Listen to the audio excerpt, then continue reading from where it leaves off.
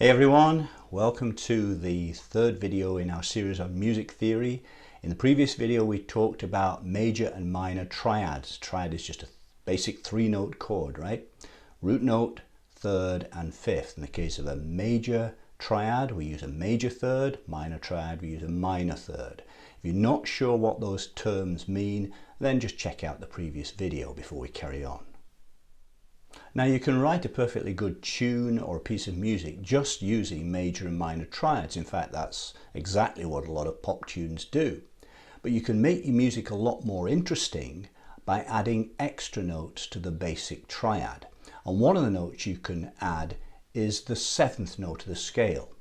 Let's see how that works and how it sounds in the case of C major.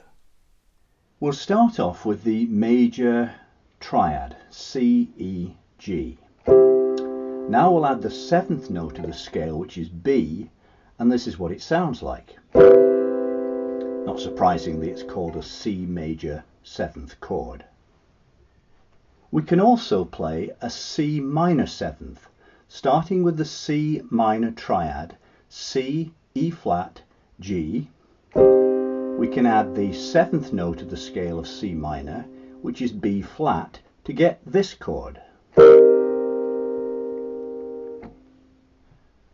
So, starting from any note, we can play a major seventh or a minor seventh chord, and there are also other kinds of sevenths. For example, if we go back to the C major triad and play the minor seventh note, the B flat, instead of the major seventh, we get this chord. And that's called C dominant seventh. In fact, there are 8 different types of seventh chord that we can build from any starting note or root note. You might ask, why 8? And the reason is, if a chord has 4 different notes in it, it has 3 intervals or spacings between the notes, and each interval can be major or minor. That makes 2 times 2 times 2, or 8 possibilities in all. We're not going to get into all the different kinds of seventh chords here. We'll do that in a later video. Suffice it to say that seventh chords serve 2 main purposes in music. One is to create tension or instability because the seventh note is a bit dissonant. When we hear it, we want it resolved by movement to a more stable or consonant chord.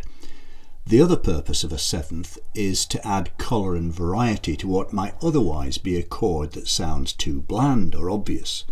Seventh chords are common in all types of music, but especially so in jazz, where most of the chords played are sevenths. Instead of adding the seventh note of a scale, major or minor, to the basic triad, we can add the sixth. Going back to our C major triad, C, E, G, we'll add the sixth note of the major scale, which is A, and we get this sound, a C major sixth. Or to our starting triad we could add a fourth, so we'd play C, E, F, G. Here's what a C major fourth sounds like. Now, as well as adding notes to a triad, we can take notes away. For instance, if we go back to that chord we just played, the C major fourth, and take away the fifth, we get this chord. You'll notice that without the fifth in there, it has a tense, unfinished sound. In fact, it's called a suspended chord because it kind of leaves us hanging. We want to resolve it by taking away the fourth and going back to the original stable triad. There's a very famous use of a suspended fourth at the start of Pinball Wizard by The Who, where a B suspended fourth resolves to B major.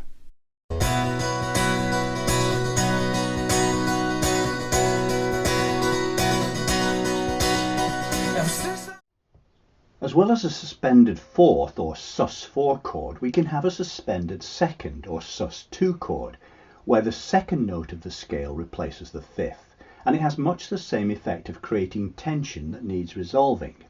Here's C major, C, E, G, now C major second, now C suspended second with the G removed, and back to C major. What's interesting is that even making small changes to a chord, adding a single note or leaving one out, can have a big effect on the sound. We're going to be exploring lots of different kinds of chords and how they can be used in future videos. Thanks for watching, everyone. Don't forget to subscribe if you haven't already to follow what I'm doing in science and music.